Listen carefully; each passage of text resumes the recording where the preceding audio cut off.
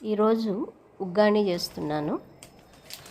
ముందుగా నీళ్ళల్లో బొరుగులని బాగా కడుక్కోవాలి. ఇక్కడ నేను ఒక 200 గ్రామ్స్ బొరుగులు తీసుకున్నాను. బొరుగుల్లో నీళ్లు లేకుండా వడగట్టుకొని పక్కన పెట్టుకోవాలి. ఇక్కడ ఆ క్లిప్ మిస్ అయింది. బాండీలో నూనె వేసి కాగిన తర్వాత 1½ స్పూన్ జీలకర్ర వేసి కొంచెం వేయించుకున్నాను.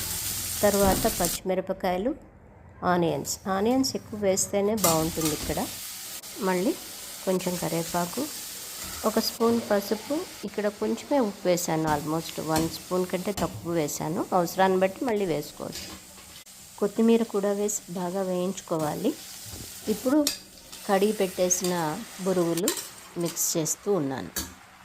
నిదానంగా పైకి కిందకి కలుపుతూ బొరుగులు బాగా మిక్స్ అయ్యేలాగా చేసుకోవాలి. ఇప్పుడు ఇందులోకి నేను ముందే తయారు చేసి పెట్టుకున్న పప్పుల పొడి వేస్తున్నాను. ఒక 4 స్పూన్స్ వేసాను. దీనివలన అటుకులు పొడి పొడిలాడుతూ వస్తాయి.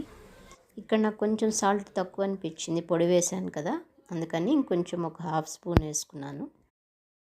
లో ఫ్లేమ్లో మధ్య మధ్యలో కాస్త కలుపుతూ ఇంకొంచెం సేపు ఉడికించుకోవాలి. చివరిగా నిమ్మకాయ పిండుతున్నాను. ఇది తినటానికి రుచిగా ఉండటమే కాదు, తిన్న తర్వాత చాలా లైట్గా ఉంటుంది.